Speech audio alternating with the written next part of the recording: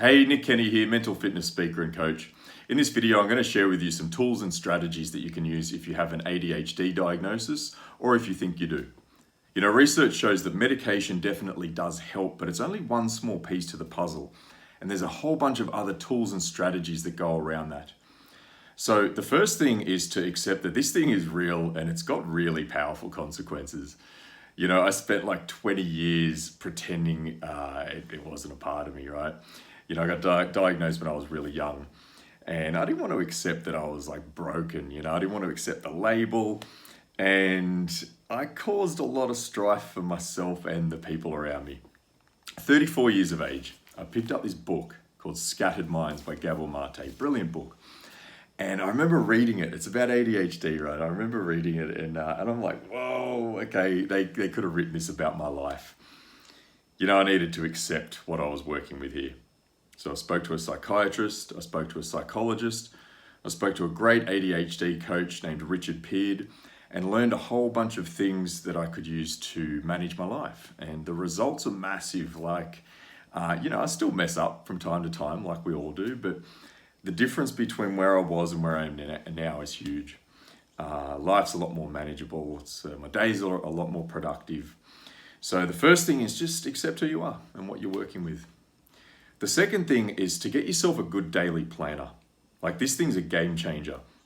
People with ADHD tend to have a really poor sense of time, and we can overestimate how much we can fit into a day. We also get really distracted really easily, no surprises there. So if we don't kind of have some structure in our day, it's pretty easy for our day to fall apart. This one's probably been the biggest one that I've found to be helpful, in fact. The third is to do a bit of research. There's like TED Talks, there's books out there. Some of the biggest insights I've had have just been learning and just finding out what's actually going on with this. Fourth thing is to take breaks.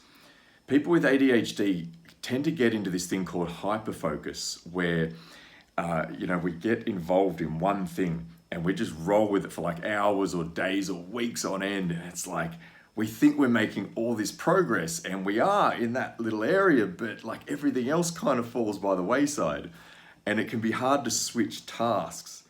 What then happens is when we finally do take a break and come back to it, we can find it really hard to get started again.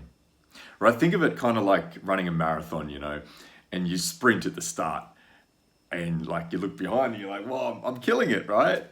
And then a few hundred meters in, you got nothing left in the tank. We've got to pace ourselves. So I make it a point to take a 10-minute break every hour. It's a game changer. And the last thing is you got to speak to a professional, right, to figure out if you've actually got it. There's a lot of people will say, I've got ADHD or undiagnosed ADHD, but there's really no such thing as undiagnosed ADHD, right? It's a bit of a contradiction in terms.